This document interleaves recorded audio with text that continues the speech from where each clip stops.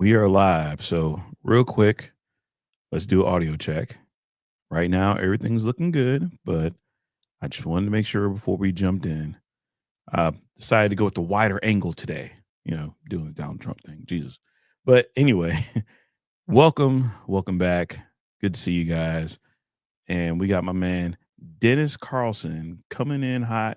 Greetings from Sweden. Hey, greetings back to you, man. Greetings from the US.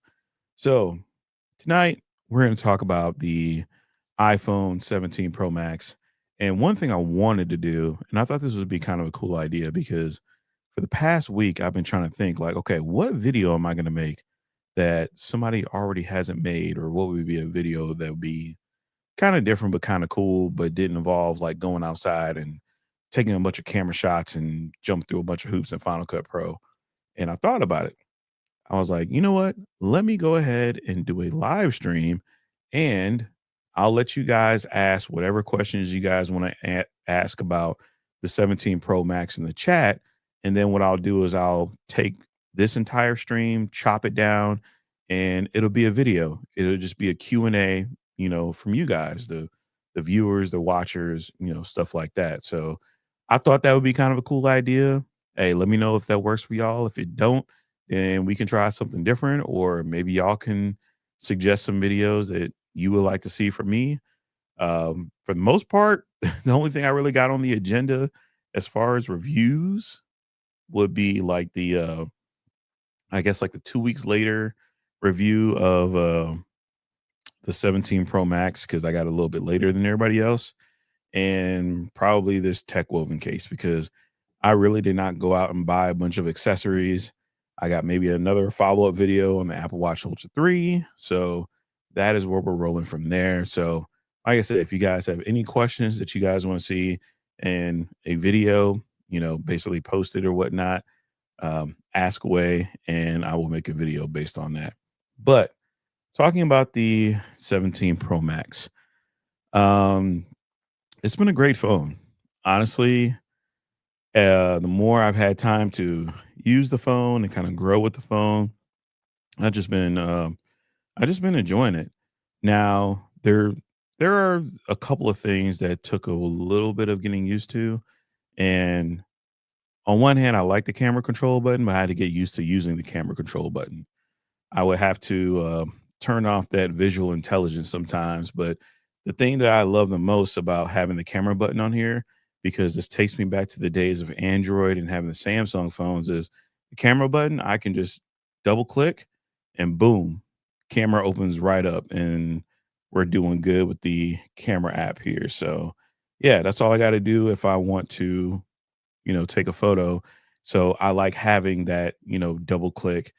And yeah, sometimes I think about, man, maybe I should pick up another Android phone. But now that I got the camera button, hey, it kind of brings me back to my original roots, as per se. So we have our first question here from Fell Off the Truck. How's that tech woven case holding up? Honestly, the tech woven case is holding up a lot better than I expected. And it's held up a lot better than the tech woven case, at least from what I've seen with other people. The best thing I like about the tech woven case is the fact that it does have some grip to it and it's got a nice texture. So it's it's not a case that, it'll just fall right out of your hand. And it's not like the silicone cases where it kind of gets like slippery and kind of icky over time. You can use this thing, and if it gets like a stain or anything, you can clean it off pretty easily. And for the most part, I like it. The only drawback I would say to the tech woven case is the amount of exposure that you have to the camera plateau. So as far as that goes, that's kind of where I'm at with the case and how I like it. 50 to almost $60 for the case is a bit pricey, but it's not a bad case. And honestly, I kind of see why Apple sold out of these. Yo, Bobby G, what's up, homie? Just checking in. Hey, man, just out here. Just decided to kick off a stream because, like I said, I was trying to think of a video to make, and I'm like, I got nothing. So might as well do my first ever live stream Q&A and turn that into a video. So when this live stream is done, I will chop this up into a Q&A video and we'll just go from there. So like I said, anybody that want to ask any questions about the phone, the display size, the battery, whether or not aluminum is worth it on this phone, the durability, all that yada yada such and such. We can talk about all that stuff. We can even talk about colors. Yo, we got the tech preacher up in the house. Good to see you here, Easy. But yeah, we talking about iPhones. Yeah, yeah, I know, I know. Before you say anything, yeah, we talking about iPhones. But you know what? I enjoy my iPhone just like people enjoy their Androids. So yeah, we are back in it. And right now, I am having a little drinky drink with my old Navy cup here. It's been here for a couple of years, so the lettering's starting to wear off. So I'm gonna have to order another Navy mug. But we have a mix of a little bit of Jack and a little bit of Coke Zero. Bobby G says, about to edit my tech woven case video. It's my first experience with any Apple branded. You know, I've had a couple of experiences with the Apple cases, and for the most part, the Apple cases I didn't like were the Apple cases that had the exposed bottom of the case. So as you can see here, one of the highlights of the tech woven case is that this case here, it's not exposed at the bottom. There's not that cutout, so you get a lot of protection, just in case if you drop this thing. I have not dropped this thing on concrete. I do not plan on dropping it on concrete, but I like the fact that that case is covered, or at least that bottom part of the phone. And a lot of the original Apple cases had that cutout, and I didn't like them. And then I remember using the Apple leather cases, and to be honest, I just didn't like the Apple leather cases. To me, yes, there's patina and all that stuff, but to me, it always felt like they would get kind of gritty and kind of rub off over time. So I kind of like these texture style cases. And I even tried the Apple silicone cases, but those cases don't stand the test of time. They chip, they get damaged super easy. Even if you don't drop it, just somehow, some way that material ends up tearing up. So for me, tech woven is the way to go. Tech Preacher says, nothing wrong with iPhone. I have a bunch of them. Yeah, Hey, and honestly, I'm out here just to have a good time with phones. Like, I don't care what controversy is going on anymore. I'm here to enjoy tech. I'm here to have a good time. So I'm not for the drama.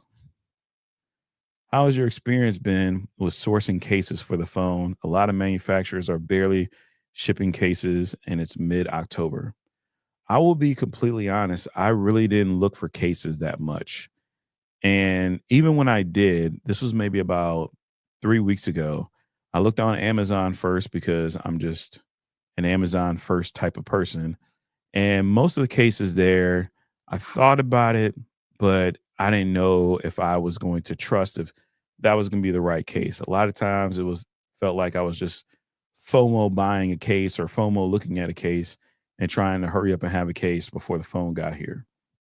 The thing that really helped me out was honestly going to the Apple store and looking at the cases in person. At least with those cases, you can, try them on your phone. They're hands-on type of deal. So you get to really see how it feels. And so there's not this whole, oh man, I bought this thing, but it wasn't what I thought it was going to be. So I feel like returning it. It was just I went to the Apple store, saw the tech woven case, and honestly kind of just fell in love with it right then and there.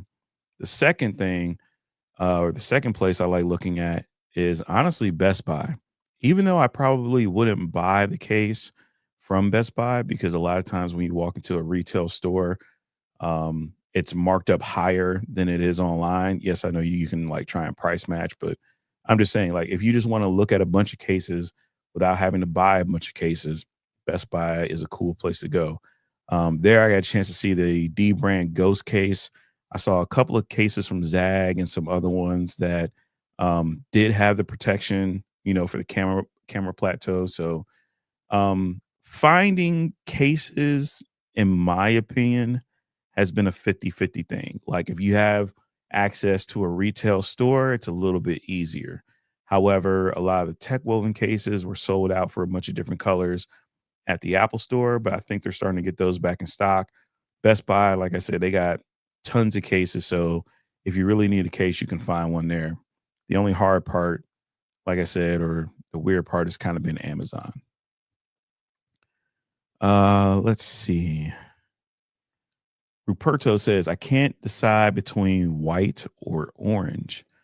Honestly, if you haven't gotten the chance already, go to a store, go to Best Buy, go to AT&T, Verizon, go to the Apple store. If you have a store available that has the colors of the phone on display, go to the store, take some time and actually look at the colors in person. Do not trust the videos that you see online. Do not trust the pictures that you see online. They can they can be I wouldn't say misleading, but it could kind of give you like a false expectation. For example, silver to me online looks very basic and very dull. And originally I was thinking about going with blue, and then I kind of saw blue in person. I'm like, well, the blue's a lot darker than I thought it was going to be. It was a lot darker than some of the pictures portrayed it to be. And then I thought maybe orange might be the way to go. And honestly, I saw orange in person and orange looked nice. But at the end of the day, I landed on silver and I'm not mad at it. Like, if it comes down to choosing a case, this has the most compatibility, color match wise for cases.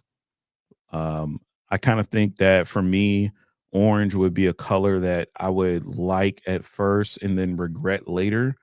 And that's similar with the color choice I had with the iPhone 15 Pro Max because it was titanium and in blue. But there were a lot of cases that for me, they just didn't match up. So you may or may not care about, color matching combinations, but that's just the way I look at it there. Let's see. I still haven't received my Kadabe order and only half of my order from D brand. And that's the other thing. That's the experience I've had with D brand before is that you can order from D brand, but good luck. You may get it on time. You may not get it on time. It may be back ordered or there may be a shipping delay. That's why I'm glad that D brand is inside of Best Buy because at least you can just go into the store and pick one up, or you can look online and see if there are any in stock. And if there's none in stock, you don't have to worry about wasting a trip. If there is one in stock, you can just, order it and do pickup, or you can have it shipped to your house. So that's a little bit more flexibility than what you get with the D brand site itself. Let's see. You also said about Kadabi. I still haven't received my Kadabe order. I haven't ordered from Kadabe. I think I got a Kadabe case from Technically T. I think this was for the 14 Pro Max. Yeah, this was a couple years ago. But Kadabe is a nice brand.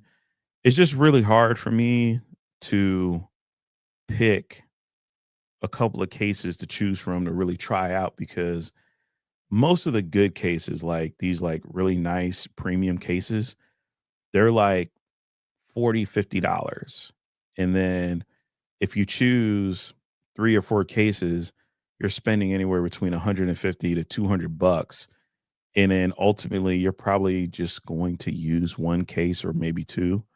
So the easiest thing for me is just to kind of see it in person and just to rock out with one case. I mean, I thought about possibly going to a different case than this one, but honestly, yeah, I've just been enjoying it, so I really haven't thought about another case. The only way I would think about another case is if I'm gonna go out somewhere, like, involving rocks and sand and all that stuff, I might get something to cover the camera plateau, but that's really about it. Actually, no. There's one other case I'm thinking about, and it's the case from Moment. And the reason why I want that case is because I want the built-in variable ND filter that can go on top of the phone. So it's something that it's kinda like a convenience thing because I don't want to carry around an extra, polarizing filter or an extra, ND filter. I just want to have it built in. So if I want to take out my phone and take a regular photo, cool. If I want to take out my phone and try and get like a balanced exposed shot or anything like that with like the proper shutter speed settings and all that stuff, then I can definitely do that. So that would be the other case I would be looking for. What do we think about the D brand tank case? Um, I like the case, but I also think that the case is just doing too much. Now, that's just my opinion. I know some people like the tank case and they like all the insignias and everything else like that. Honestly, just just give me the insignia in the middle, just one little thing, and have everything else be minimal. But as far as protection, it looks like it's a pretty good protected case. I haven't gotten the chance to put my hands on one or see one in person, but from what I see online, it's cool. It's just not fully my cup of tea. Yo, tech for your needs. Hello there. How you doing? Welcome to the stream. D brand definitely takes forever to deliver your stuff. Who does D brand deliver through? Is it like DHL or somebody? I can't remember because it's been a while. Speaking cases look nice for the iPhone 17 Pro or Max. That is one thing I will say about cases. Like to me, in my opinion, Spigen or however you say their name, I don't know how to say it. I'm sorry. They cover the best between like a good quality feeling case and not breaking the bank. I honestly believe that if Spigen wanted to, they could charge like 50 or $60 for their cases. Even though I think at one point they had a case that was like $149 a couple of generations ago. But yeah, for the most part, you can go on Amazon and get a speaking case for I want to say as low as $14 depending on the sale.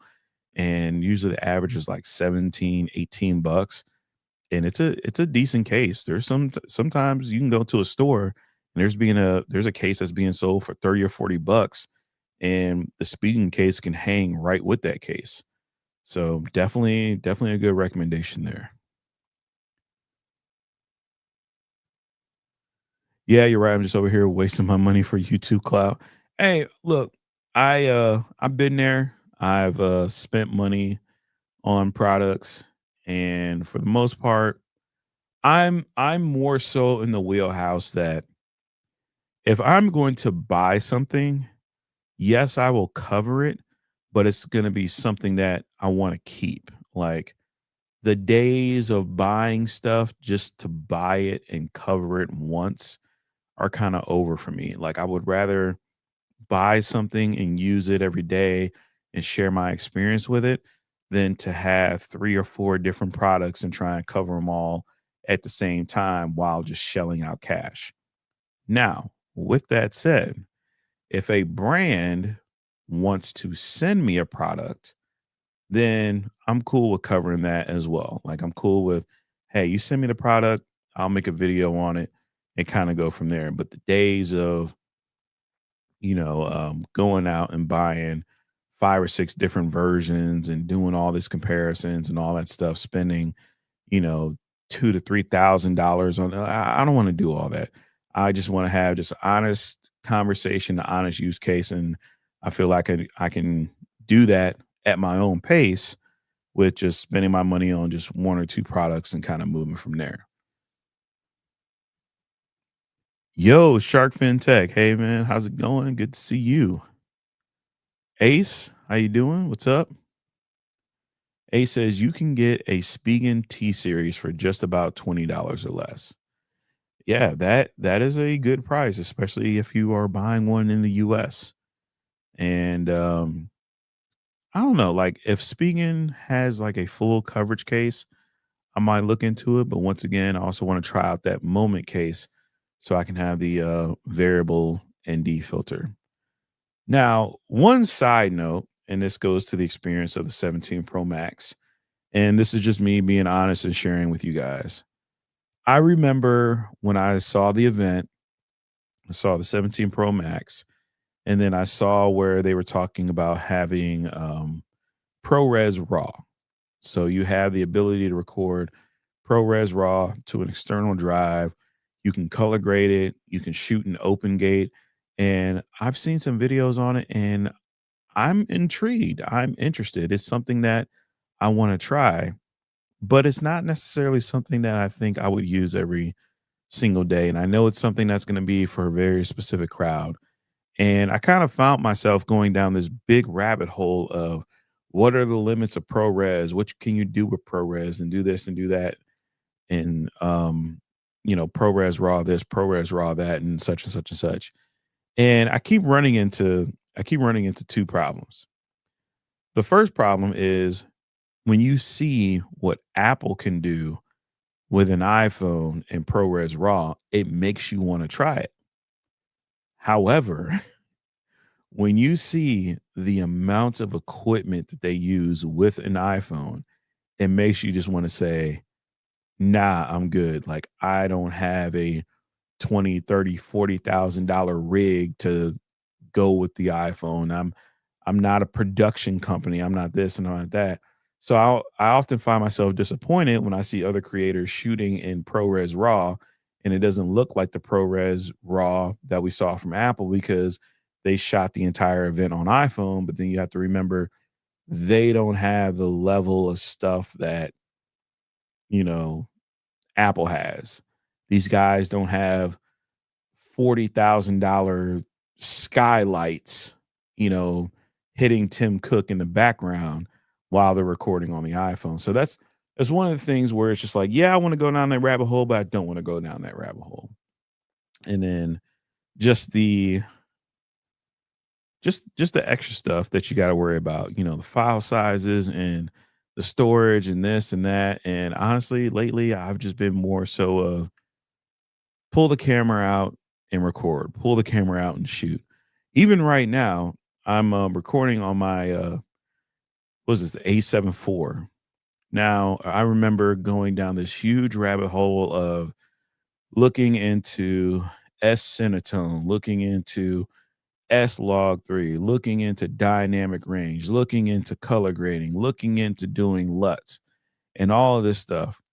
And to be honest, it was cool. Like, it's a hobby of mine. Like, I enjoy the technicality of it. I just hate the execution because it takes so much time and so much tweaking when, to be honest, all I need to do is turn this camera on and leave it in the standard color profile. Like, right now, it's just in the standard color profile.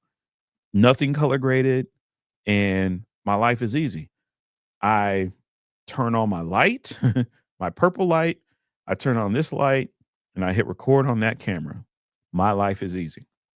So now that I'm getting older and I don't have as much time to just throw at stuff that I did before, now I'm like, look, push button start, okay? Turn on the camera, turn on the light, go, and just kind of record from there. So that's how I feel with the iPhone. I wanted to get the 2 terabyte. And it was a little bit more of a pride thing. Like it was like, yeah, I want 2 terabytes to say I got 2 terabytes, and I want to try and fill that thing up. But to be honest, I just was like, you know what? I'm cool with the 256. I don't need to be spending all that money. Later on, if this doesn't work out, then maybe I can get a 2 terabyte later, or I could probably wait until next year and see, if a 17 Pro Max drops in price as far as the 2 terabyte on Swappa. But like I said, these are all things that you just realize and you come to grips with. Even when I'm talking about, um, things that make your life easier. Like for example, this is a variable ND filter. So as you can see here, it blocks, some of the light, so you can shoot at a higher aperture so I could throw this on my camera. But I'll be honest, I don't want to take this camera outside. I want to take this camera anywhere around Cleveland. Like, no, I don't feel safe with that camera. But I'm cool with possibly getting another phone or just a smaller version like the Pro and using that to record outside and to make videos with. And life is a lot simpler. Now that we've gone on that long diatribe, let's see. Ace Rocks Tech says, I can't stop buying. Don't get me wrong, case manufacturers still send them, but I had to start a YouTube channel to sponsor my case addiction. And that's just part of it. It's really hard as a creator to go out and spend the amount of money that you need to spend to cover things when you don't have that much money coming into the channel. Also, this is a special shout out to everybody watching the stream, everybody that's subscribed to my channel recently, and everybody that's been commenting on the videos. I have to say 100% thank you guys for that. I found out yesterday that I crossed the 4,000 hours threshold. So I took almost a year off of YouTube. And then when I came back, my watch time fell down to about 2,800 hours. And I think I've been doing this for almost a month now. And we've gone from the 2,800 hours of watch time to over 4,000. So now we are fully monetized again. Even though I thought I didn't know because the whole YouTube interface is a little bit different. But yes, monetization is on, super chats are on. The membership thing is still there, although I need to tweak that a little bit. And supposedly I should be getting ads on videos now. So we'll see how that works out. So once again, thank you guys. Thank you for watching. Thank you for supporting. Thank you for welcoming me welcoming me back because yeah, sometimes life happens, people disappear, and it's just like, all right, well, I'm gonna move on to the next one. But I see a lot of faces in here that rocked with me over the years that came back. So definitely appreciate that. Also let me know if the stream is starting to get a little buggy because I'm seeing a little bit of skipping. I may have to put like a repeater or something down here for the internet. Because right now I'm doing this all wireless. It's challenging to keep up with the Joneses. I've decided to stop doing that. That leads to being broke. It absolutely does. I said clout earlier, but honestly, I purchased a lot of cases to have content to create. I'm a small channel with no sponsorship, so it's all funded on my dime. Hey, right there with you, man. I have never had yeah, I've never had a formal sponsorship ever. And I've been doing YouTube for about 8 or 9 years. Bobby G says, "You're one of the few people online I have lots of respect for. You're honest and real and got the good soul. Much respect and love." Hey, thank you. Hey, respect to you too, man. I actually have to get caught up on some of your videos on your channel. And I also subscribe to some other people because I did say, on Twitter, because Twitter isn't X or whatever is just a weird place. I'm not into watching the tech drama no more. I'm more into enjoying the tech, finding out new stuff about tech. If Apple made a mistake, whatever. Samsung made a mistake, whatever. If Google made a mistake, whatever. I'm not into the "well, how dare they" or "I can't believe" or da da da. All of that, a lot of times just it's engagement farming and we see it on Twitter all the time. And no matter what, it's like one moment somebody's, crapping on a product and the next minute they're like loving it. So you'll see it all the time. They're like, "Oh my God, my iPhone it broke. How dare they?" And then 2 days later, they're like, "Oh my goodness, I love my iPhone." I just it's just all engagement. So I'm sticking towards more of the positive stuff. Michael Pepper Tech says, "I need to get my hours back up too. We are moving in a couple of weeks. So after we moved, I plan to come back to live streaming again."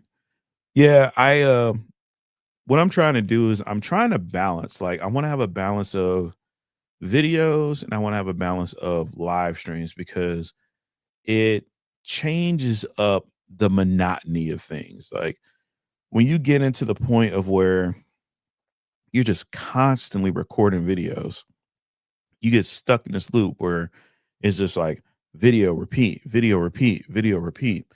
And it's cool if it's your job, but if it's like your side hustle or your hobby or something like that, it can get a little monotonous. So for me, this gives me a break from the whole, well, let me sit down and think about what I want to say. Let me make sure how this looks, or let me make sure I do this. Because one of the hardest things to do is to talk to a camera with no interaction.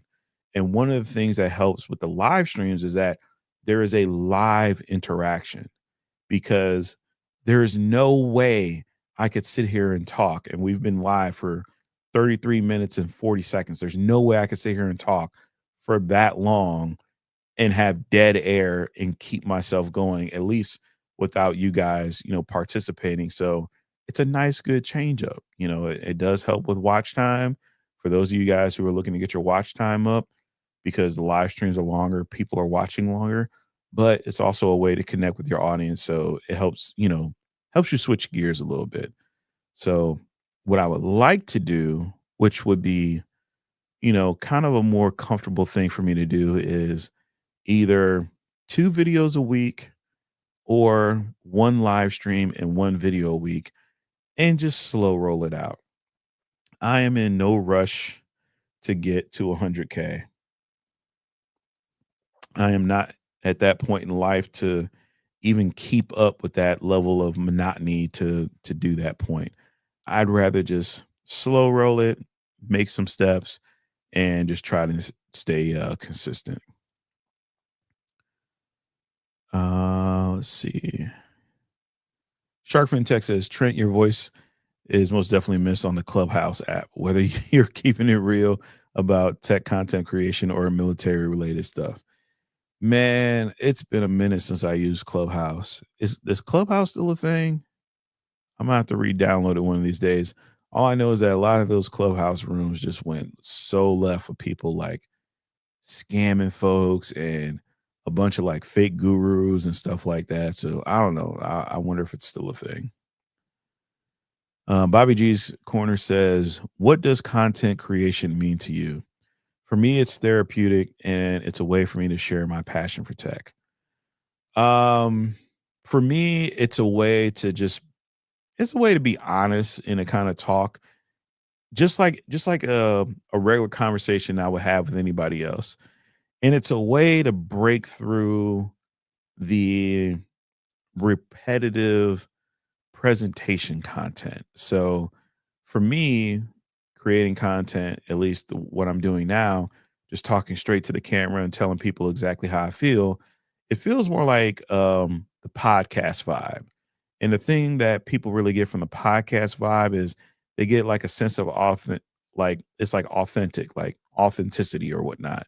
Um, the hardest part about doing YouTube and doing tech content is that a lot of it is very video camera focused. So what does that mean? It means, having a script, setting up B-roll shots, doing beauty shots, taking your phone out of the case. And I'm not making fun of YouTubers when I say this, but it's just a thing. Taking your phone out of the case and holding it up at the sky like this and presenting your phone in a very artistic manner and having B-roll where you have the phone sweep across the screen like this as you turn it around, you have a voice in the background.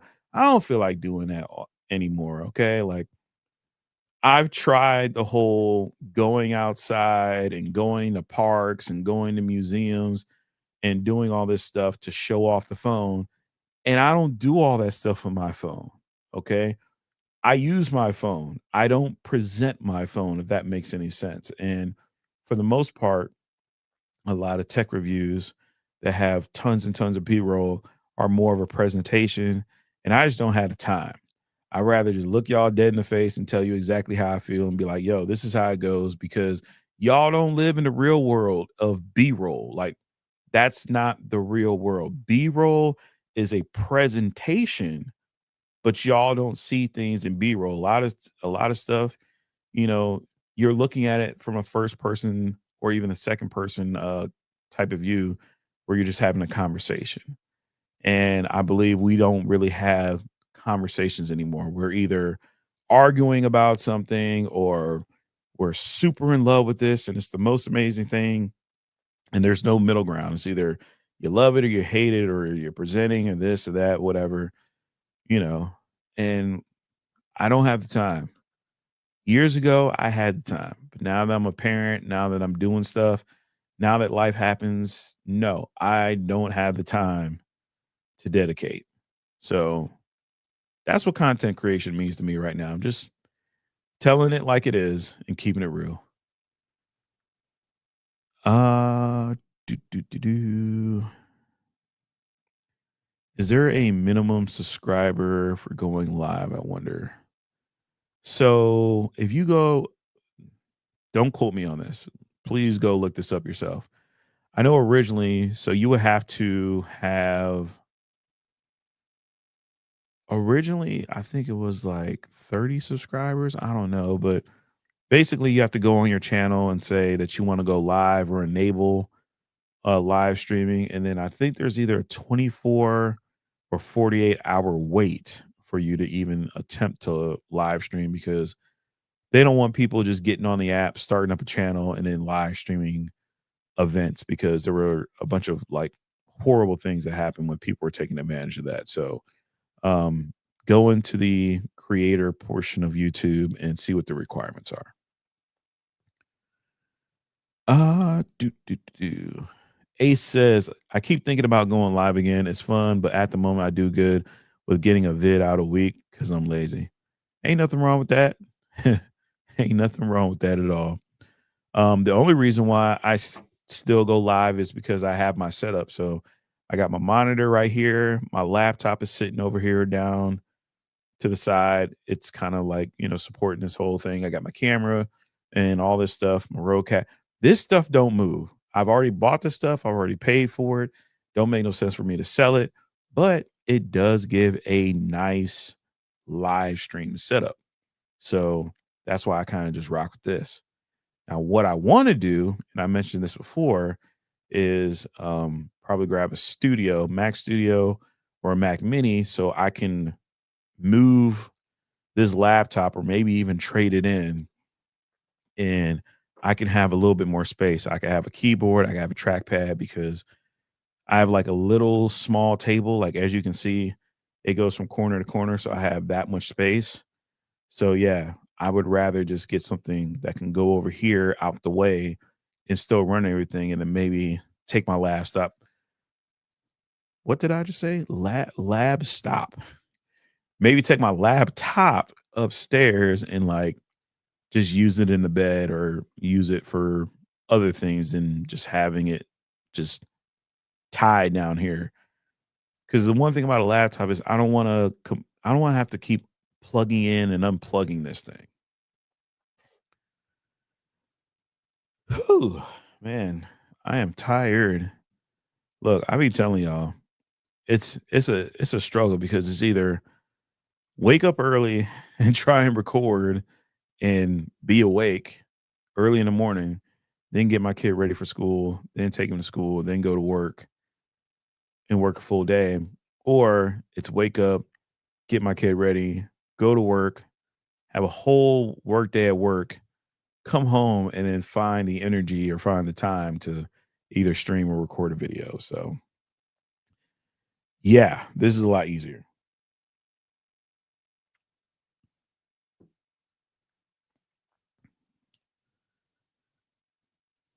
Michael Peppertech says the best performing video I've had in a long time was just sitting down and recording with my iPhone and talking. I was surprised how many people commented too. People mentioned the old school feeling. And I'll be honest, I think there's a lot of people out on YouTube that remember the old days of YouTube And it's before all of the jump cut editing, it's before all of the retention hacks. It was literally somebody sitting down in front of a camera and either sharing an experience with you or showing you how to do something. And I kind of miss that. I really do. Like, I miss when people just talk. Now, I'm not talking about where people are just droning on, like, oh my God, like, get to the point. But it's like where, someone's just telling you, like, yo, this is what happened to me, or here's the story. Here's the start, here's the middle, here's the end, and bam, there's the video. Whether it was something that was a minute, 2 minutes, 5 minutes, or 10 minutes, it seemed more natural for someone to go through and talk about something and have natural pauses instead of jump cut, jump cut, jump cut, jump cut, transition, transition. Like, I'm not hating on that stuff. That still is kind of like an art form when it comes to editing, but I feel like that type of editing just induces ADD on people that don't have ADD. Like, I'm pretty sure, people have ADD, jump cuts is like cool and whatnot, but for the regular everyday person that gets used to that force feeding of information and all, and like, I still remember when somebody was like, yeah, I have 18 different cuts in 30 seconds for retention. And I'm just like, that's too much. Like, I just tune out. But I don't know, maybe it was like more for like kids, because unfortunately my kid is into that stuff. The louder, the crazier, the more ridiculous it is, he just gets stuck on it. So a lot of people miss the old YouTube. Do, do, do, do, do, do. Bobby G says, honestly, all the B roll in theater doesn't do anything for me. I like sit down, real conversations about gear. Yeah. And there's an audience for everybody. And I think more people, they relate to the sit down and talk, because it doesn't feel like you're advertising. It just feels like you're just giving people the real. You're just telling people about the experience. It doesn't feel like you're trying to sell somebody on something. Like, even right now, like, let's say I were to talk about this lens, and this is a Sony 3.5 to 5.6 f-stop 28 to 70 millimeter full frame lens. Now, in the photo community, everybody says take this lens and throw it away. It's just a kit lens. It's not worth anything. Who cares about it? Let's talk about this $2,000 and $3,000 lens. And I'm the type of person here to tell you that there is absolutely nothing wrong with a kit lens. Okay. It has a decent purpose. And if you were to buy a camera, and let's say the cost difference between the kit lens and no kit lens is $70, this is basically a $70 lens. And if I ever got another camera, I could just throw it on there and I could still use it. Does it have a f1.8 aperture? No, but it's not $1,000 either. And that's kind of like part of the real talk. Like, it's not exciting to talk about a kit lens, but there's a lot of people out there that have questions about whether a kit lens is even worth it.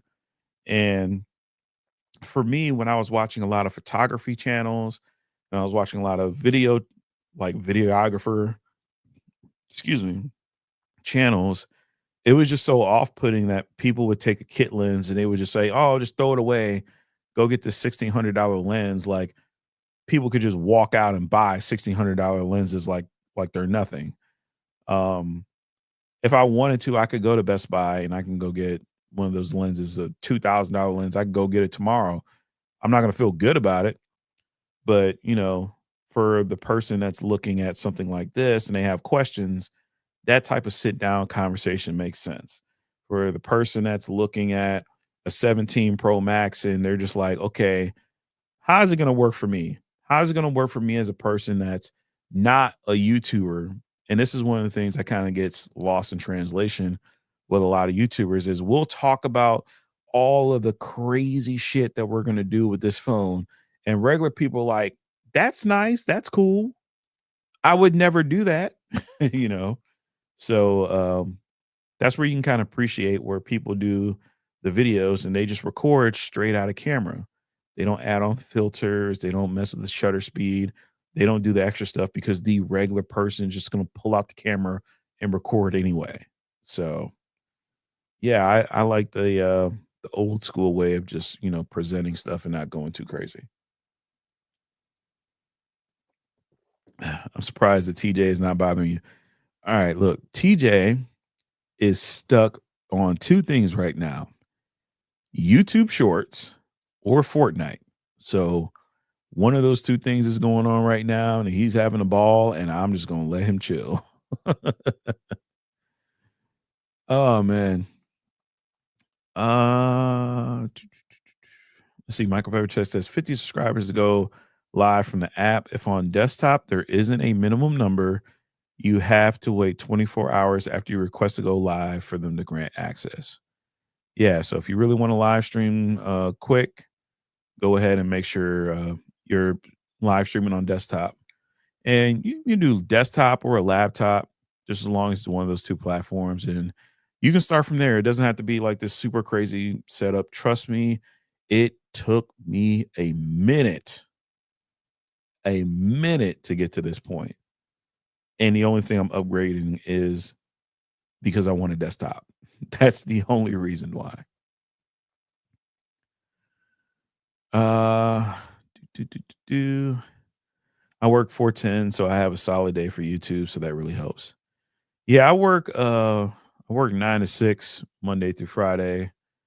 So, between doing the family stuff and having some time for me and whatnot, Saturday comes.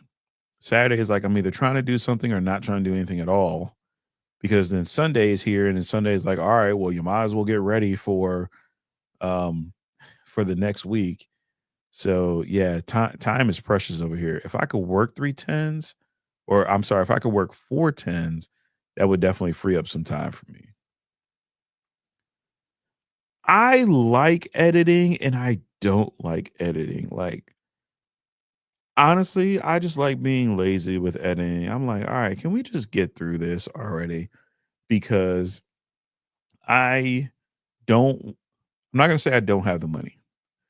I just don't want to spend the money on editing if I'm just gonna be talking to a camera.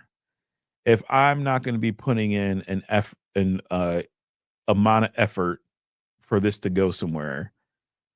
And when I say go somewhere, I mean like being paid or whatnot, then I don't no, I'm not paying for editing. My editing's gonna be lazy, unless it required like a brand sponsorship deal where they're like, hey, we want you to put this together. We want it to look real nice. Okay, then I'll go to that point. But for everyday uploads, I don't have the time. I'm not a full-time YouTuber. I don't enjoy editing that much. I thought, I'll be honest, I thought I was gonna enjoy editing, but I didn't. Let's see, that's no disrespect to folks who put time and energy into it. Let's make that clear. I respect everyone's hustle and the way they execute their art form. Oh yeah, it's just like I said, just me because I've tried it before. Look, I got a video on my channel. This had to be one of the hardest videos I ever worked on, and it was about the Vision Pro. And I talked about, could the Vision Pro be used in a medical type of background? Man, I tell you, I was messing with the green screen in the background. I had the gloves on and the whole setup, the B-roll, the music, everything. It was all there, right? Like I was doing the most, and I was just like, "Oh my god." That was a lot. Even when I was trying to do B-roll, um, okay, random people on the internet.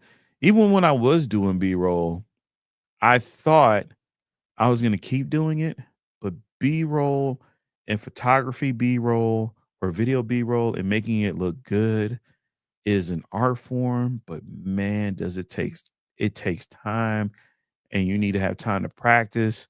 And you need to do it over and over and over again till you get it good. I did not have the time to practice B-roll and to upload at the same time. Maybe later on when I get to a, a little bit better place in life, I could do that. But I want to pull up a tweet if I can find it here.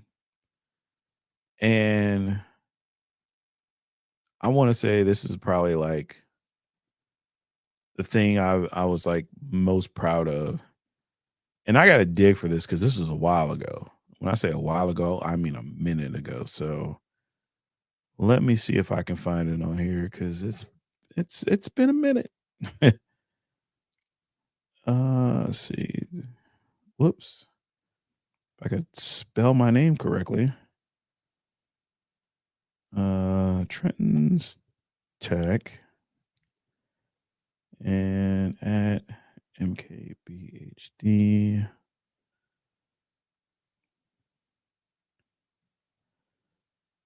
Um, where is it? Did I do, or was it the studio? Because I did a B-roll video that I was so proud of, and I was like, man.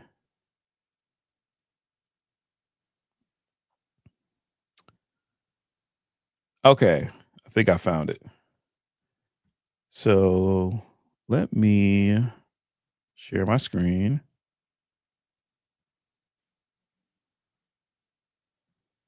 All right, found it. And I'm going to mute myself as I play this.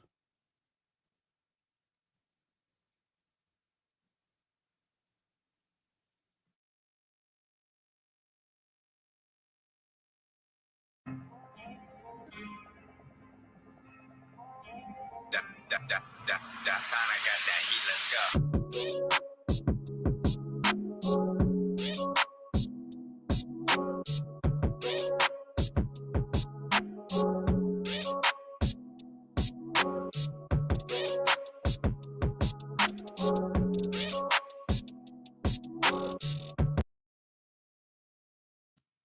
All right. I don't know if you guys heard that, but that was back when I was attempting B-roll. And I will I will copy this and put this into the chat. Maybe you guys can follow the link there. Or actually, maybe can I let me share it this way. Copy link. Oh, come on, computer. All right. But yeah, that's when I was messing with B-roll. And when I tell you, it took me hours to get that. And when I say hours, I mean I had to research it, I had to try it. It failed a bunch of times because what I was trying to do was I was trying to get that shot that MKBHD did.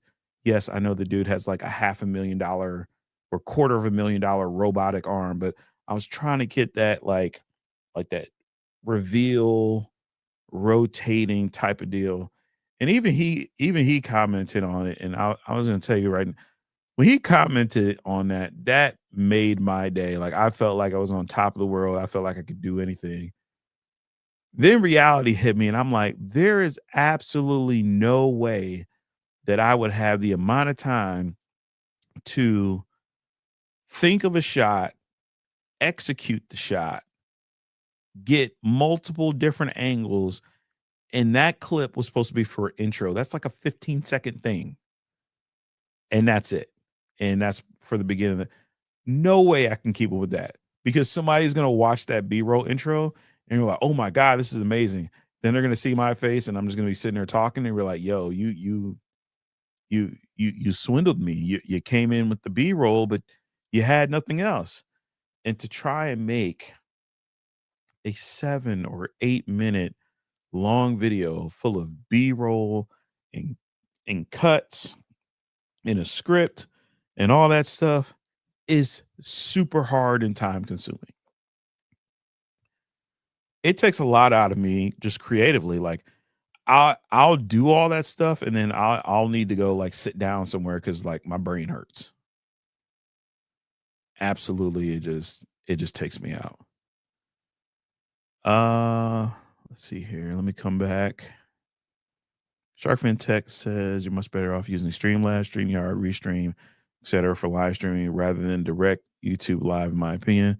Plus, you can bring guests on camera. All three have free options. Oh yeah, if you're just starting out, you can do StreamYard for free. I think they limit how much you can stream using StreamYard, like the amount of hours, but it's a good starter platform until you can kind of like figure your way out. Yes, there's definitely an audience for every video. I do. Elvin said, I do like your style making live streams. Found out last week that you were back. Yeah, this works for me and I enjoy doing it. B roll for sure is time consuming in an art form. I have 2 kids, 3 dogs, and a wife. What's B roll? Man, look, B roll is you. B roll is you have no life. That's what B roll is. If you're doing like dedicated B roll, you have no life. Now the cheat code to B-roll is to buy another camera and have another camera angle. So like hey, either having a top-down camera angle or a side camera angle. And then the next goal is to make sure that your kids don't touch your cameras. That's that's the easy way to like do B-roll. Yo, what's up, iBonnie? Uh see, Techfini says you did an excellent job editing the B-roll footage. Man, it felt so good, but it was so draining at the same time. The hard work shows, mad respect. Thank you. Michael Pepper Tech says, I don't mind doing B-roll my style of talking to the camera. Content or walk and talk content doesn't really require it. Maybe a little less with my case videos or other accessories, but very minimal. I'll be I'll be honest. I cannot hold a phone and talk into the phone and walk at the same time. I don't have that ability. I tried it once before and it was the most uncomfortable thing because I'm trying to like look into the camera and talk, but I'm trying not to like fall and trip over the sidewalk. So if you're ever gonna do that, wear sunglasses because the whole time you're like holding the camera, but you're like looking over here, like, yeah, let me make sure I don't get jumped. Let me make sure I don't fall into this sewer. Let me make sure I don't run into this construction cone. So um that in itself is an art form. So respect to those people who can do that. I absolutely cannot do that while walking through downtown. I don't understand how people do that. I swear people will be walking with zero fear. I'm like, look, somebody's gonna bump me, somebody's gonna try to steal my phone, somebody might try and take my wallet, my head be on a swivel. I don't know if it's because like, you know, partially growing up in the hood versus military awareness type of thing. I don't know. So yeah, definitely not me. Both of our teams are 1-5. Man, look, no, we ain't gonna do it today.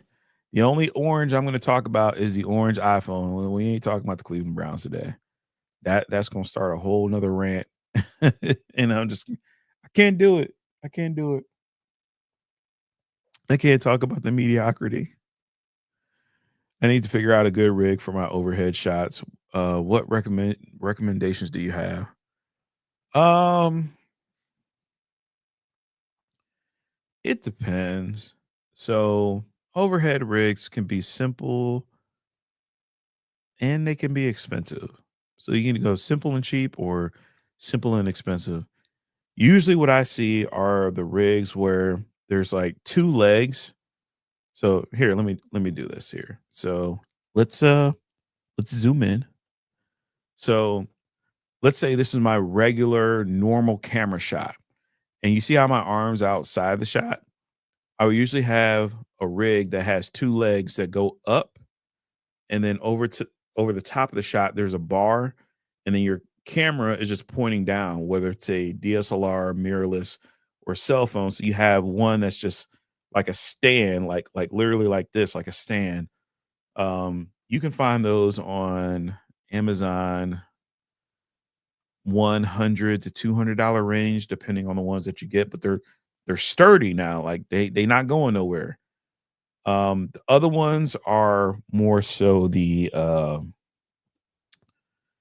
C stands that hang over, and basically they're like this. So like the hand is sitting down, the camera plate is sitting face down like this, and you have it up high enough, and you usually have something like this, like a zoom lens, to where you can zoom in to zoom down, so it's not like a fixed lens.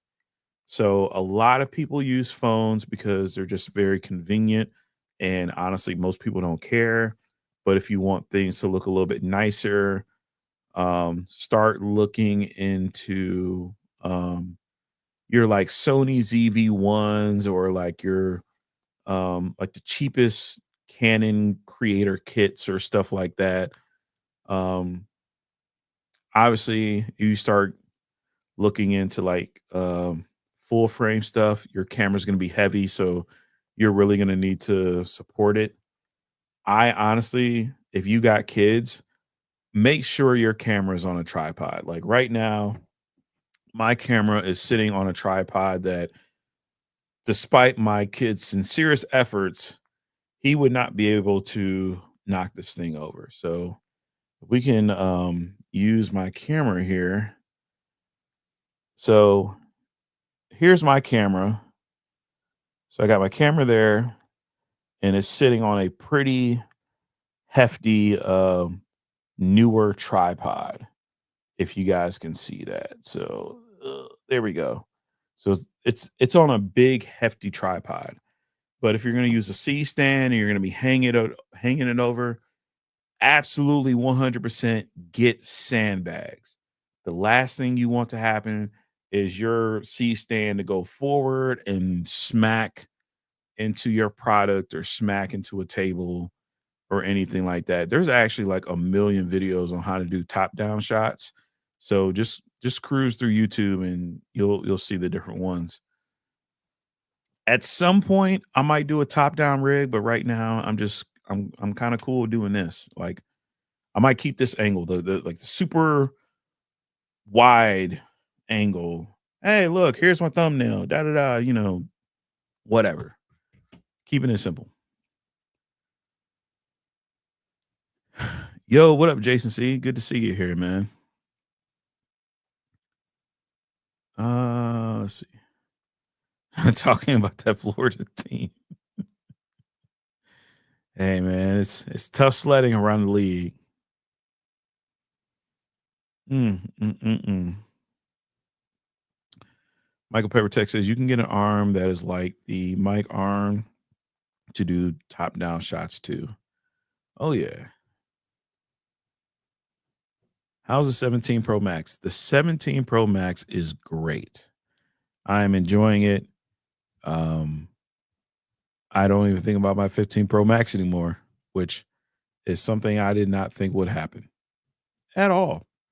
I literally thought that, oh man, I might miss my 15. Man, I don't miss my 15 Pro Max at all. I am so glad I got this tech woven case.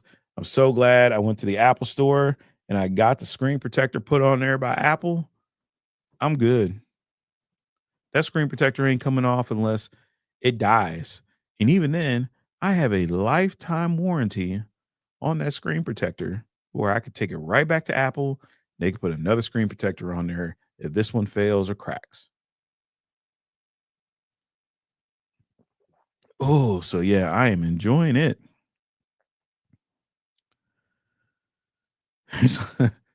Yes. There's a lot. There's a whole lot. It's so crazy. How is the battery life?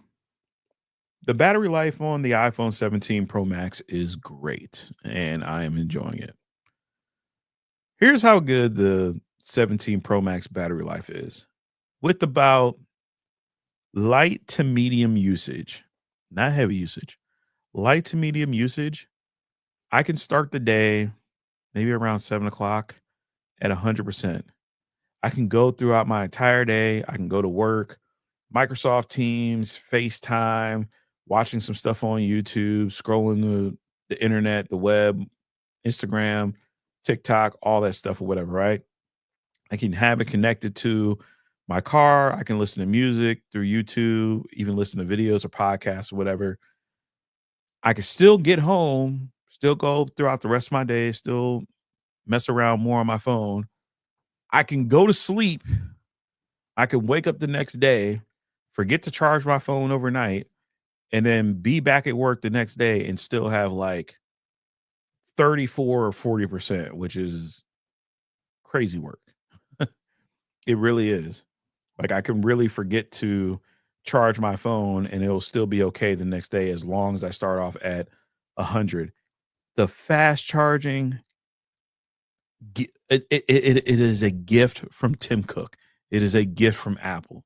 I will forever love the fast charging because I came from the time where iPhones used to take forever to charge. And now my iPhone's charged pretty quickly. I think it charges like maybe in like an hour and a half or maybe sometimes an hour. I don't even notice it. Like I just plug in, do what I need to do. Before you know it, I'm back at 100%. It's great. So the battery life, totally good. Wireless charging, I don't wirelessly charge my phone, so I really can't talk about that.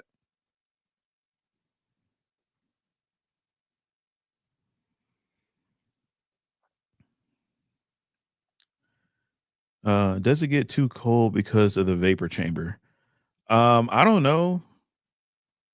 I don't really think so because I have the tech woven case on there, so I don't really feel if it's cold or not. But for the most part, I haven't felt it get hot.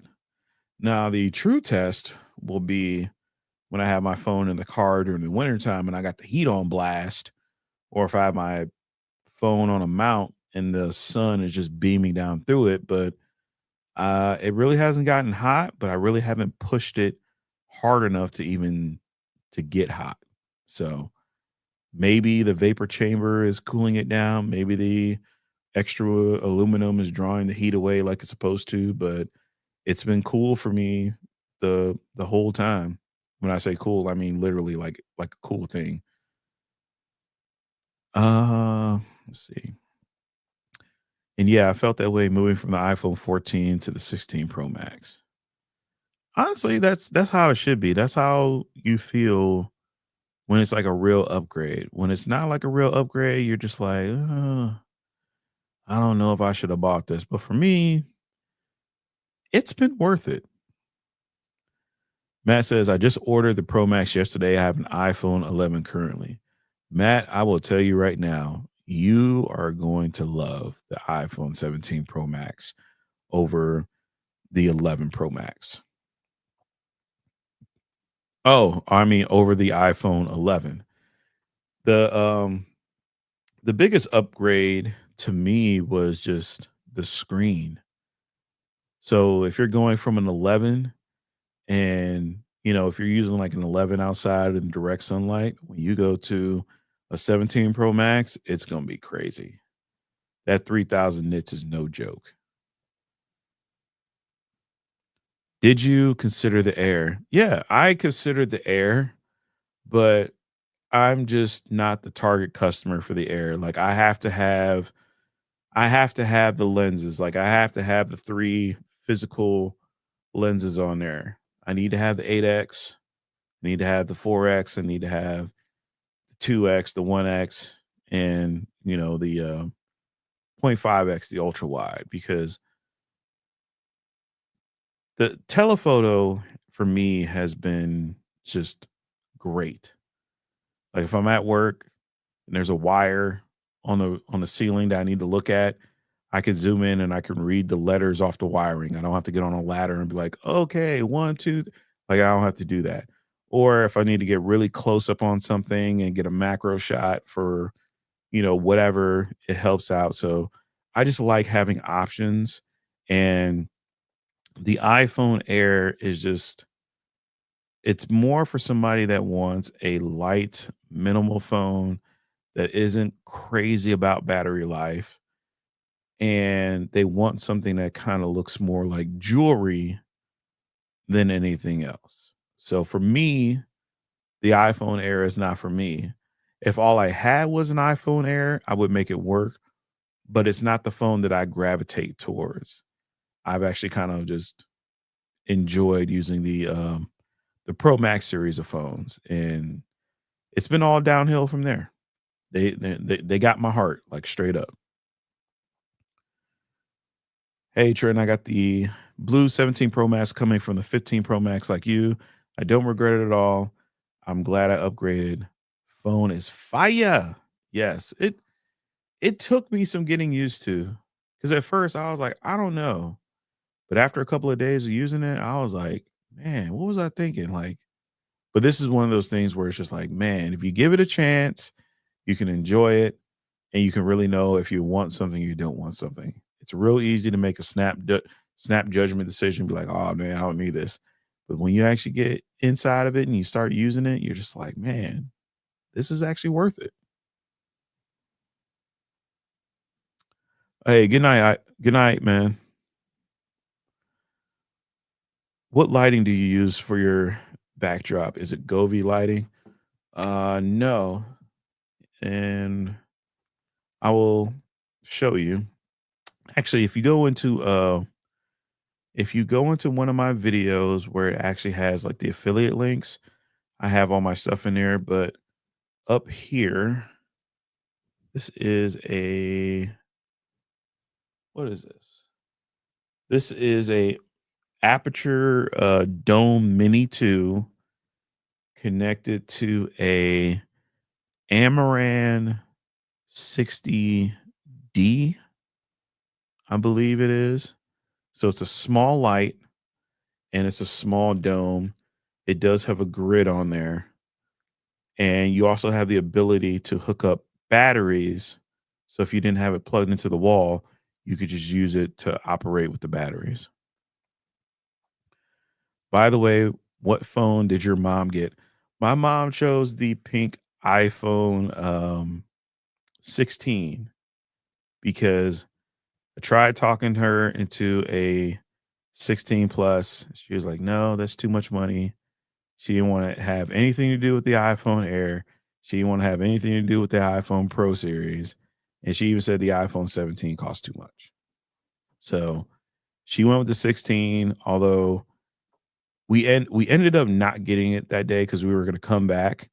And then she was like, well, just wait. She still wants it, but just hold off for now because she got some traveling to do. So right now she's still rocking out with the Pixel 7 Pro, but ultimately she wants the pink iPhone. Oh man. What do you think of liquid glass?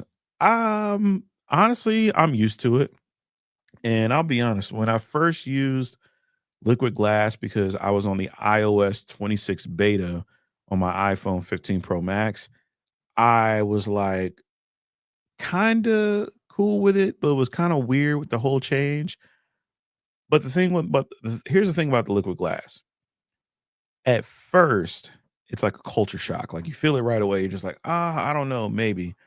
But I got used to it because I was using it for months on the beta. So I think it was like what, June, July, August, then September. So I had like 4 months of using it. So I absolutely enjoyed it, later on. So at first didn't enjoy that much. Later on, I got used to it. So I'm cool with it. I am not a big stickler for animations. I know a lot of people online talk about the animations and the feel, and I don't care. Turn the phone on, let me use the thing, get out of my way. If it's not hindering anything, I don't care how the thing looks. Just as long as it works. As long as my phone ain't freezing or as long as it ain't overheating, as long as the update ain't crashing out the software, I'm perfectly fine with it. Yo, what up, Mims? Um, what was I gonna say? I had something on my mind. Oh, um, October event coming up. Only thing I'm looking forward to is the Mac Mini because I want the newer Mac Mini to replace my current laptop. There's a possibility Let me take a drink when I say this. There is a possibility that if Apple comes out with the Apple Vision Pro 2, where it has the M5 in it, if Apple will allow me to trade in my Vision Pro for like store credit, I might do it because for me, there just hasn't been enough experiences that it's just not enough. Like there's like a tease here and there. But the full on promise of using the Vision Pro for all these things has never materialized. And I'd rather trade it in if they come out with the two, trade it in for credit and just put it towards the mini or put it towards a studio or put it towards something that I could use now. And then maybe we revisit the Vision Pro, I don't know, a couple years from now. I kind of lost the the whole thought of like, man, maybe I might keep this thing forever and then sell it for like $23,000 in 20 years. I'm like, am I really going to keep it that long? Alrighty, see you later. Have a good night at work. But yeah, that's pretty much where I'm at with that. I don't know. Like I'm just thinking about how can I take the stuff that I have and make it work for me instead of having stuff sit there and it's kind of just not doing much. Bobby G says, in the no drama lifestyle, iOS 26 is fine, not perfect, but a welcome change. Yeah, like most of the complaints that I've seen have been like overblown. I understand where some people just don't like the change and they just want to go back, but man, look, I'm gonna tell you right now. I thought I was a nerd with some stuff. Some of the conversations that people have about iOS 26, and like I said, it comes down to the animation, the design, the fluidity is completely nerding me out. I can't do it. I think the Vision Pro might have been a trick to get Meta to release their glasses so Apple could copy features for their own future glasses. It could have been. I think it was one thing that Meta was already focused on because they already had the what was that called? The Quest. They were already like, on their third version and um I think they were more I think it was more with Snapchat and like the spectacles and then, Meta ran with the Ray-Bans from there and I don't know. If we get Apple AI glasses or whatever, that would be cool. I would be a little bit considerate about the price.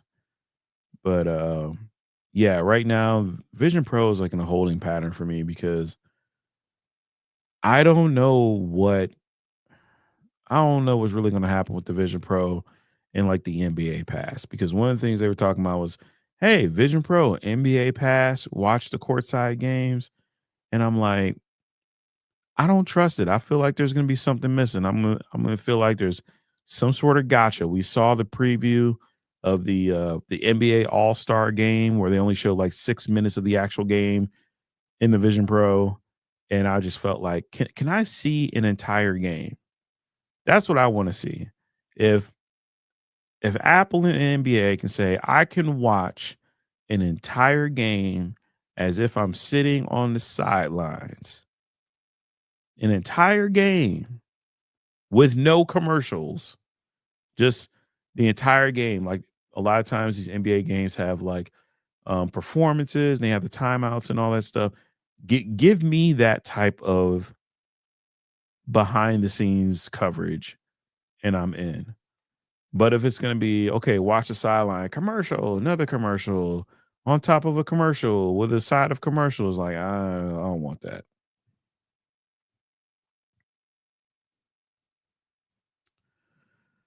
I would love to try out the Vision Pro. Do you still feel like it was worth it money wise? Yes and no. It felt like it was worth it when it first came out. Now that enough time has gone past, I feel like it wasn't completely worth the price. I understand the price because at the time when you look at the components that were involved and how much things cost and the manufacturing, it was a first gen product. And at the time, the quality was really, really, really good. And it was just blowing my mind. It was just crazy.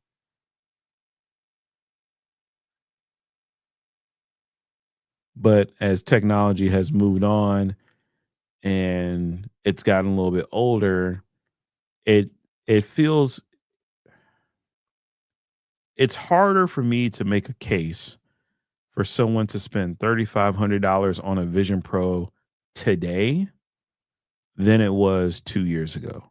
2 years ago, $3,500 for a Vision Pro, I coulda kinda made an argument. Today, $3,500 for the current Vision Pro, no.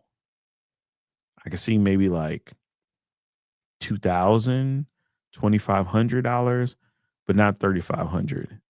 And the one thing that I still kinda look at Apple and it's just so crazy was that $3,500 and then the entry level storage was 256 gigs. Like that that hurts a lot. and I got my Vision Pro at a discount because I bought it using the Apple Veterans website. I did not well, no, actually no. Did I do the Apple Veterans thing? I want to say I did. Yeah, I want to say I did. I think I got it for a discount.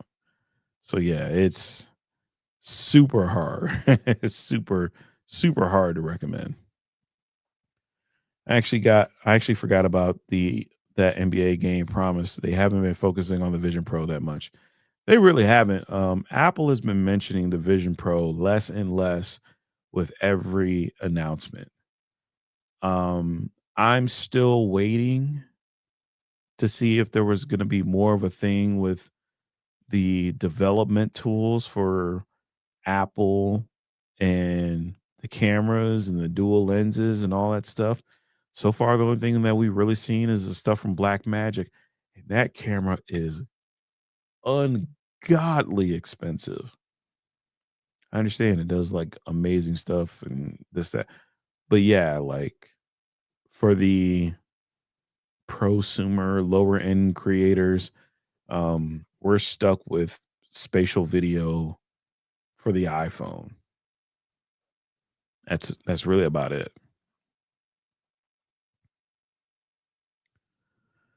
Dwayne Mims says definitely wasn't worth it, but still one of the favorite pieces of tech in a long time. Oh yeah, there's some changes I wish they would do to it, but yeah, got in there, returned it, waiting for a 17 Pro to come in. Battery was okay, but now worried about 12 to 18 months down the road. Yeah, that's the drawback is if you are a heavy user of phones or you don't do the thing where it's like you're trying to maximize the battery life by charging it from 20 to 80%, you're going to get more charge cycles because it's a smaller battery. You could wear it out quicker. The only thing I guess I could say to that is if you have an Air and the battery wears out, it doesn't cost that much to replace the battery in the grand scheme of things. You can replace a battery in a phone for like 80 to 100 bucks. So if you look at it like, okay, 2 or 3 years from now, let's say you gotta replace the battery or maybe even just 1 to 2 years from now, you just pay 80 bucks, 100 bucks or whatever.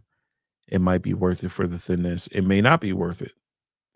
But that's just how I look at it because one of the things I never understood about the online conversations with phones is where people would just they would concentrate on their battery percentage. They'd be like, "Oh my god, my battery percentage or my battery health has dropped from 100% down to 99%. And they swear it was like the craziest sin against mankind that happened. I'm like, a battery is a consumable item. Like it loses its charge over time. Like wear and tear happens. Just replace the battery. But then people would be like, "Well, I'd rather just buy another phone." Like, so you're cool with just going out and just spending just another $1,000 instead of spending 100 to replace the battery. Okay. But sometimes you can't talk common sense into people.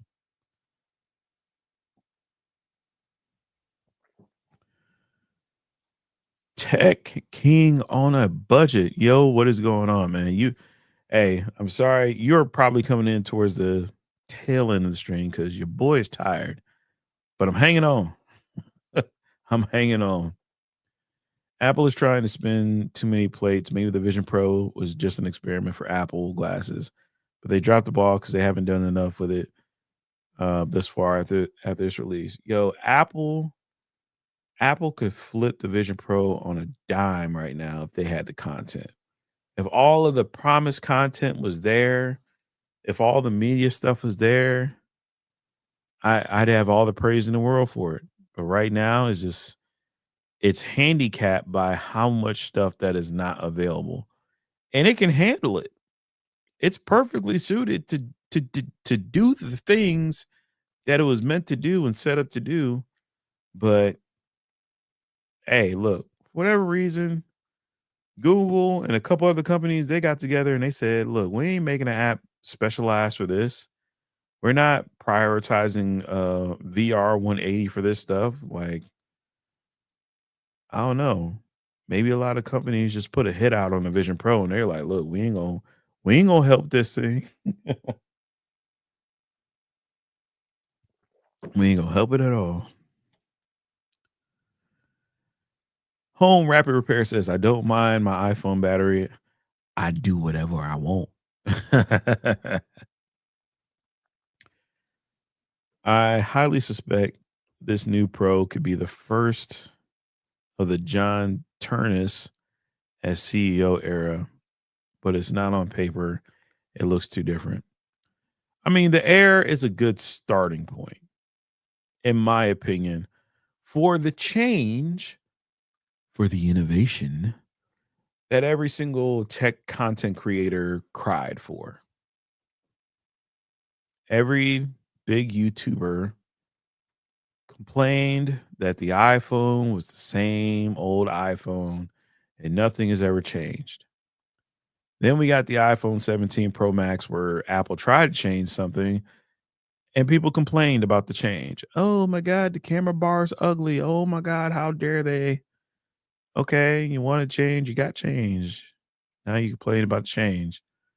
Then you got the iPhone Air, which was the closest thing to returning to Steve Jobs that we've ever seen. Every single person that I'm not going to say that.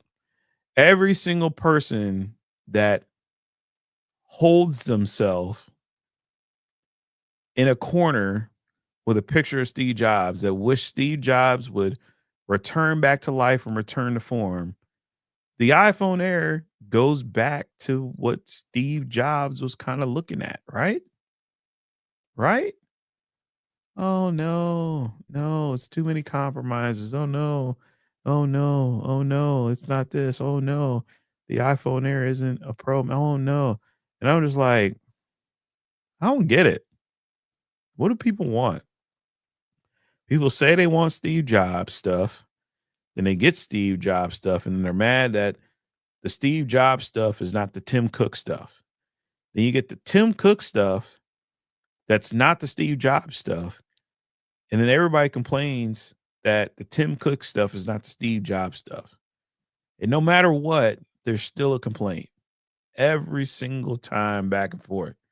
So if you go Steve Jobs, there's a complaint. If you go Tim Cook, there's a complaint. If you go Johnny Ive, there's a complaint. If you go to whoever the new guy was talking about the air and you can't bend it, there's a complaint. Like people don't even know what they want anymore. They just want to complain every single time. You can give somebody something that checks every single box and they'll find something that's wrong with it. And they'll make it to like the biggest, hugest, weirdest scandal, whatever. Oh, I'm bored. There's nothing to cover. I want something different. Oh, hey, here's something brand new. Here's the brand new thing I asked for. It doesn't do what the old thing does. Oh no. I mean, stop me if you haven't seen this story before.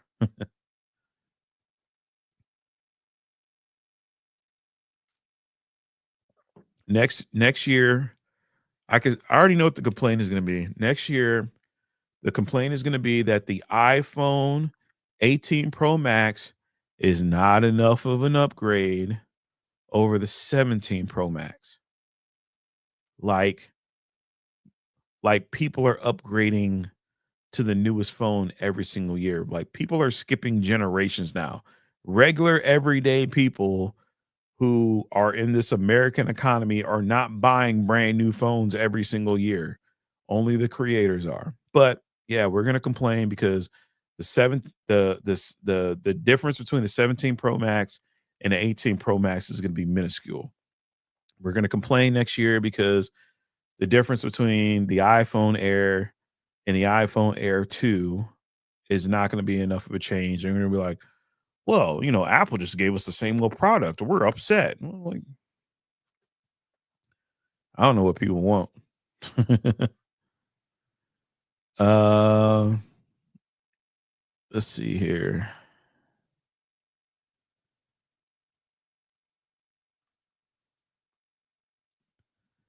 Is it just me or are phones getting boring? I mean, yeah, but this happens with every piece of tech that matures.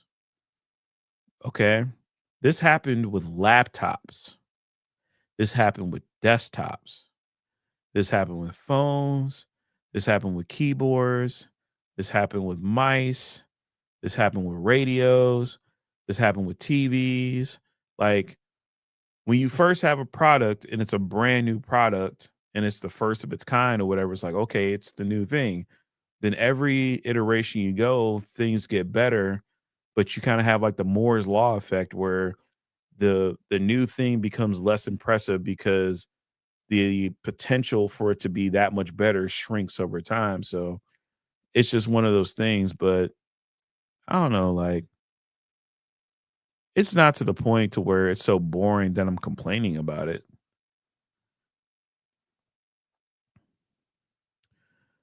Zach put a hit out on the Vision Pro. He said not today. Or Zuck. Yeah, yeah. He said not today. We'll be interested in seeing this. Will be interesting to see if Samsung XR does more sales than the Vision Pro. It probably will. Everything. They want everything. iPhone Air is not what Steve Jobs would have made, but it's the closest thing to Steve Jobs, in my opinion.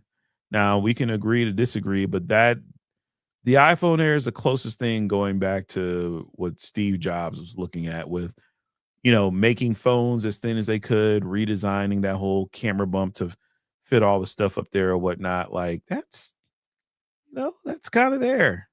Now people complain about the camera bump. They're like, "Oh, well, the camera bump sticks out too far." And I'm like, "Well, if you take the camera away, the camera's gonna suck, and you might as well have an iPhone 6 again." I don't know. Maybe people want shitty cameras. I don't know. Let's see. Mims hit nail on the head. People so desperate for something new that a phone that a blatant copy of an iPhone with a screen on the back is revolutionary. Yeah. I honestly feel like the iPhone Air was just an option to give people more choices so the lineup looks fresher. And maybe next year it will be the iFold. Could be.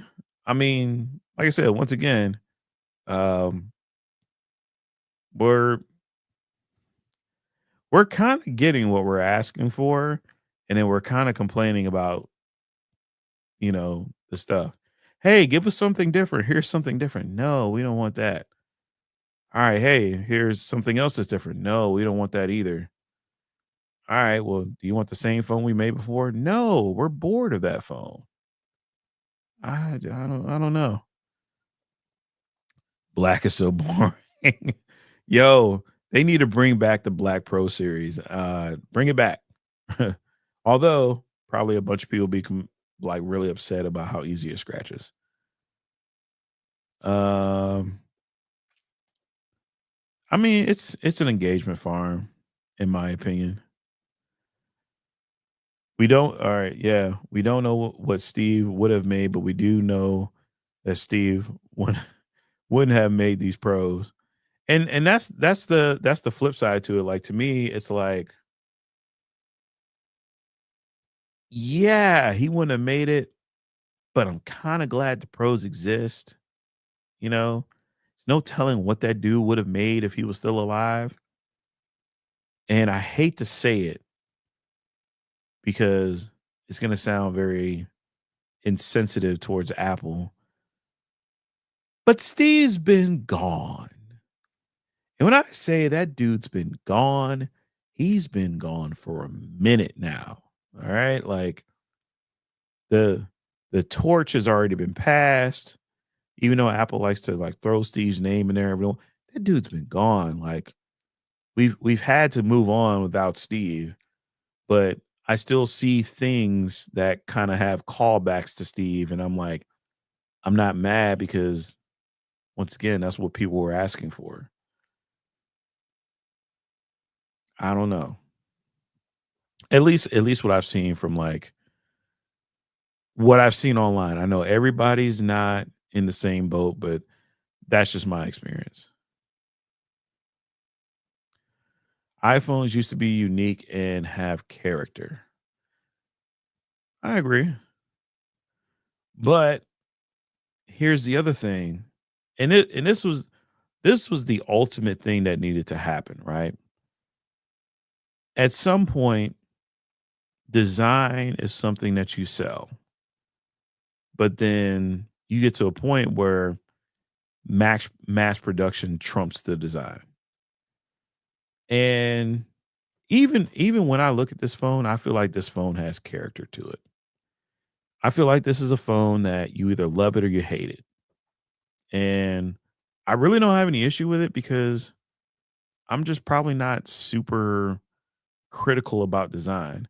I'm more of a function over form thing. So if this thing has better battery life, cool.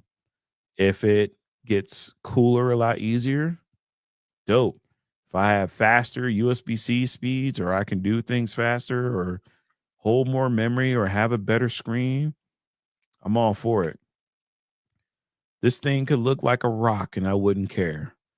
And the reason why I don't is because if we're being truly honest, every single camera array on every single phone made for the past 5 years looks crazy to somebody. There is not a universal camera design on a phone that everybody looks at and they're just like, it's amazing. It's the greatest thing. Everybody else should use it. Is like, no, everybody hates everything. Some people hate the way that the Sony cameras look. Some people hate the way that the Apple cameras look. Some people hate the way that the Google visor bar looked, even though I like that. Is there's no there's no common ground on it. I feel like everybody has their own individual thoughts on what they think looks nice or not. So, yeah. Your phone is as fun as you want it to be. I'm currently looking at the lens for my Air. I have used an external lens on an iPhone in years. That's kind of fun for me. Man, look, I'll tell you right now, I don't look at this thing. I don't look at the cameras on the back. I look at this through the front and I use the cameras.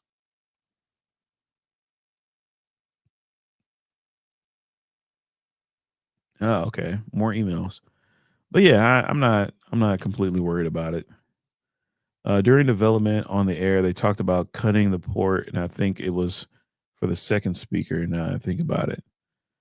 Yo, the fact that that thing was so thin that they had to custom 3D print a port is wild. They really tried to squeeze that down as much as they could.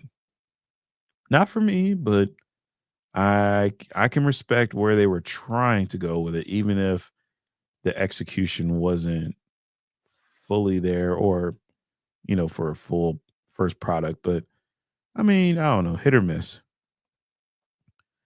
Siri has not progressed in a decade. It absolutely has not. And I'll be honest with you, the laziest thing Apple could have ever done was say, "Oh, Apple Intelligence and Siri assisted by Chat GPT." Like, that is just awful. That is terrible. That is one thing I cannot give Apple a pass on. And I thought about making a video about how to use Apple Intelligence. And then I stopped making the video because I'm like, I don't even use Apple Intelligence. I know. I don't ask Siri a damn thing. I download the Google app and I do all my searches through Google. Sometimes I might use Google Gemini. A lot of times I'll use Chat GPT, but I can't ask Siri to do a damn thing. She is the most inept assistant ever. She can set a timer. that's that's one of her highlights, but anything else beyond that, just no, don't rely on her at all. Absolutely not. Brad Fogel. Yo, saw the live under another vid. Hey, it's cool. That's why we got replays. Let's see. Yeah, I mean, honestly, like a lot of times the hate or some of the tweets, it's just for engagement. It's just for likes, a Twitter check, if those things are even worth anything anymore. But yeah, it's just engagement boosting. I think a lot of people love the Pixel camera setup. Yeah, but there's somebody out there that's complaining about the Pixel camera design. You'll find them on the internet. What do you think Steve would have done about Apple Intelligence Chat GPT rollout? I honestly think that Steve would have never announced Apple Intelligence and said Chat GPT is an attache. Like, no, it would have been Apple Intelligence, make it work on its own, have it be on device mostly, and have some of it used with the internet, but partner I don't understand what partnering with Chat GPT does for Apple Intelligence. And the other thing about Apple Intelligence is Apple Intelligence really isn't even designed for adults. Apple Intelligence it feels like something you give to a child. Like if you have a kid that's getting their first phone and they're just now getting into AI and you want like super training wheels and colorful things, that's what is when Apple came out and said you can create custom emojis with Apple Intelligence. And that was one of their highlight features, that you can make an ugly ass emoji and send it to somebody instead of texting them back. And they showed it too. They had some girl, she was like sitting on the couch. It was like, oh, gonna stay in and watch a movie. And she basically told Apple Intelligence to make her an emoji. And it made an emoji of a potato sitting on a couch eating popcorn.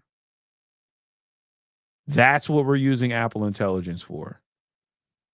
Even when you go to use Apple Intelligence, it's a separate app. Why is Apple Intelligence a separate app from iOS? That is dumb. That is the stupidest thing I've ever heard of and seen in my entire life.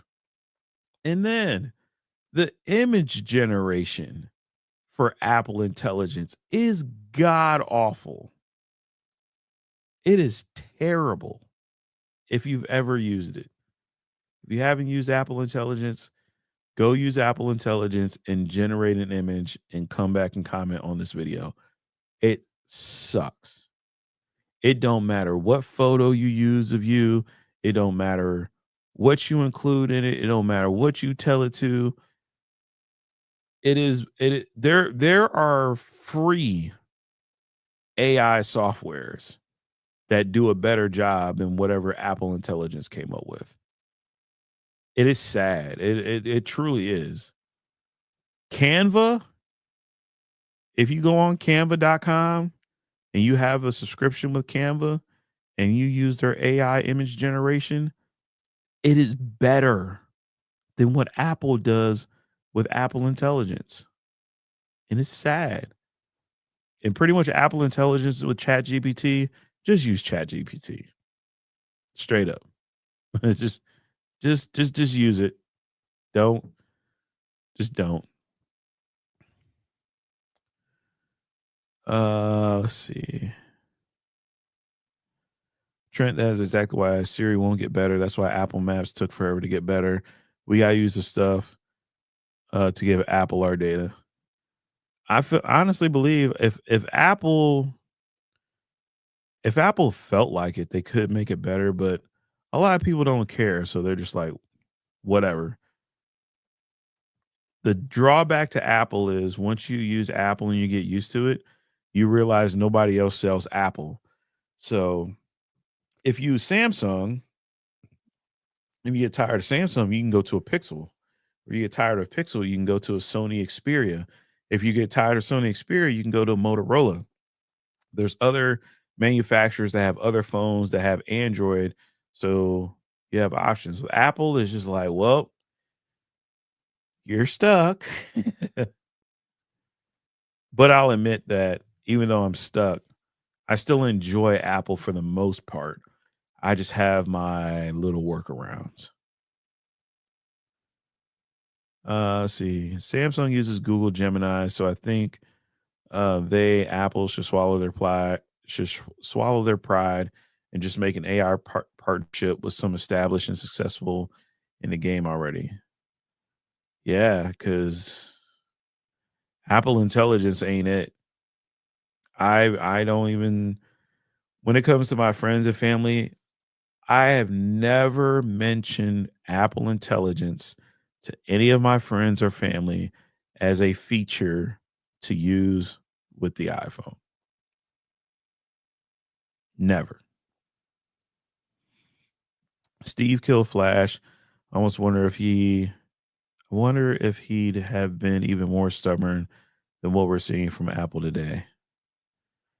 Well, the stubbornness of Steve Jobs is legendary because that dude who had all of the resources and all of the money attempted to beat pancreatic cancer with a fruitarian diet.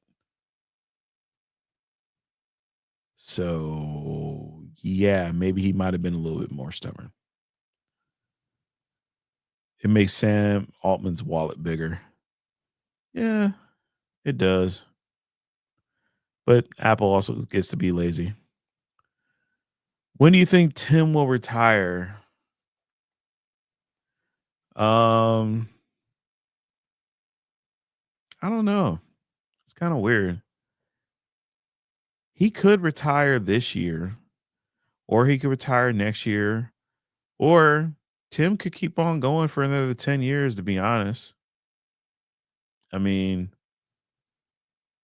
I don't know if he has kids. I don't know what his family life looks like or whatnot. Or I mean, dude's got all the money in the world. He could go do whatever he wanted to, but I think Tim Cook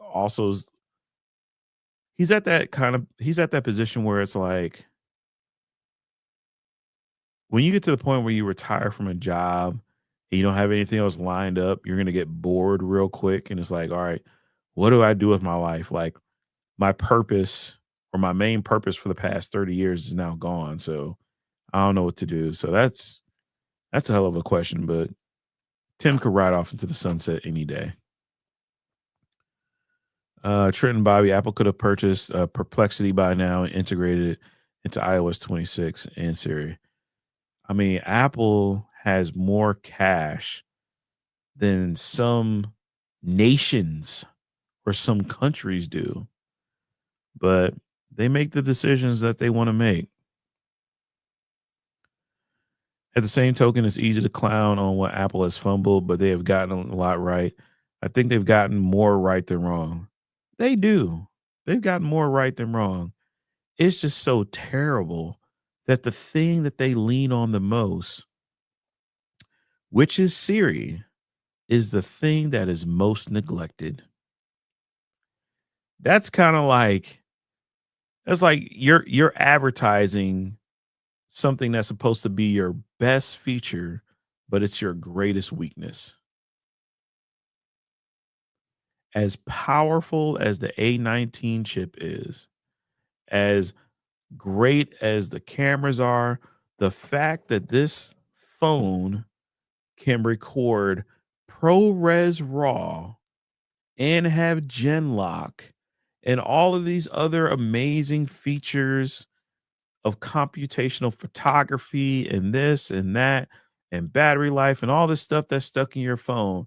The one thing that's holding it back is a damn voice assistant. You would think that they put more effort into getting this thing to run formats that bring other cameras down to their knees in processing power, but they can't figure out a voice assistant. I can't I can't ask Siri to multiply two numbers and then give me the percentage of that answer.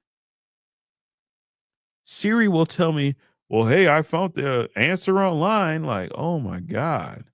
So awful." Brad Fogle says, "I hope Tim survives the sacrificial lamb to defend Apple from this administration. Tim is damn good at walking a very fine, knife sharp line." I mean, whoever replaces him, they'll be ready. Like it's been years. I mean, Tim has to be able to go out, I guess, spend his millions at some point in his life. I've been wondering why Apple hasn't made their own social media app to lock more people in. I don't think they want those problems, at least right now, because um, trying to moderate social platforms is something that it's a responsibility I don't want, and I think a lot of people don't want it either. It's a lot of it opens yourself up to a lot more responsibility than you already have. He's putting Turnus in the CEO seat, according to the news. The guy did the M4 Mac Mini and the port heavy MacBook Pros. Well, hey, it'd be cool to see a new face. Tim Cook can ride off into the sunset. But on that note, we have been streaming for 1 hour and 56 minutes. I am tired. I'm at the bottom of my drink and I am about ready to go to sleep. I got a kid I got to put to bed. But once again, thank you guys for hanging out. I will watch the replay and I'll try to get at least most of the iPhone related Q&A questions, put them into a video and have that come out later on this week because life be life, man. Hmm. So, all right, y'all, take it easy. See y'all in the next video. Thanks for the watch hours and deuces.